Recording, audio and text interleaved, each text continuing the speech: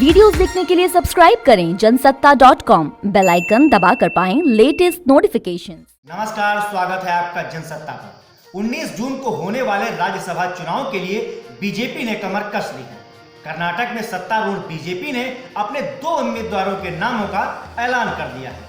हालांकि इन 2 उम्मीदवारों को बीजेपी आलाकमान ने मुख्यमंत्री बीएस येदियुरप्पा को नजरअंदाज कर अपने मन मुताबिक राज्यसभा का टिकट दिया है।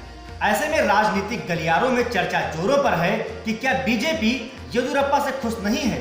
आखिर क्यों राज्यसभा चुनाव में बीजेपी ने राज्य इकाई के सुझावों को नहीं माना, जानिए इस रिपोर्ट में।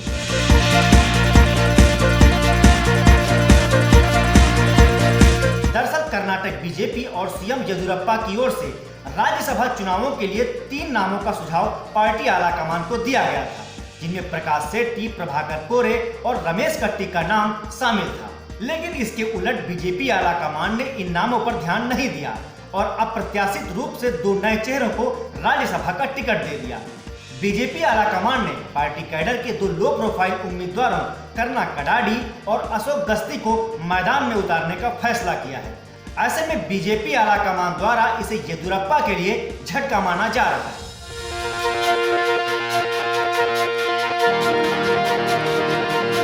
गौरतलब है कि बीजेपी आलाकमान ने जिन 2 उम्मीदवारों को बीएस येदियुरप्पा की सिफारिश को दरकिनार कर राज्यसभा का टिकट दिया है, उसके पीछे पार्टी की सोची समझी रणनीति मानी जा रही है।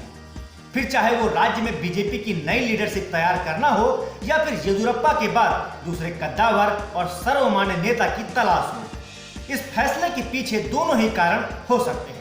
राजनीतिक पंडितों की माने तो येदियुरप्पा के चौथे कार्यकाल का पहला साल जुलाई में पूरा हो रहा है। इस बीच अगले चुनाव के लिए बीजेपी येदियुरप्पा के उत्तराधिकारी को तलाशने में जुट गई है और ये उसी की एक कड़ी है।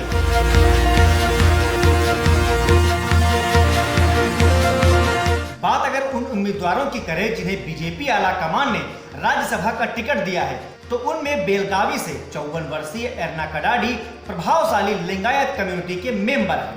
वहीं 55 वर्षीय दूसरे उम्मीदवार अशोक गस्ती बेलगावी में एक बड़े ओबीसी नेता के तौर पर जाने जाते हैं। वह पूर्व में एबीपी कार्यकर्ता रहे हैं और जो 3 दशकों से बीजेपी से लगातार जुड़े हुए हैं। दोनों ही नेता काफी लो प्रोफाइल माने जाते हैं। उधर बीजेपी की राज्य इकाई ने राज्यसभा चुनावों के लिए जिन नामों का सुझाव दिया था, उनमें प्रभाकर सेठी व्यवसायी थे, तो प्रभाकर कोरे मौजूदा राज्यसभा सांसद हैं, जबकि रमेश कट्टी मौजूदा विधायक उमेश कट्टी के भाई हैं।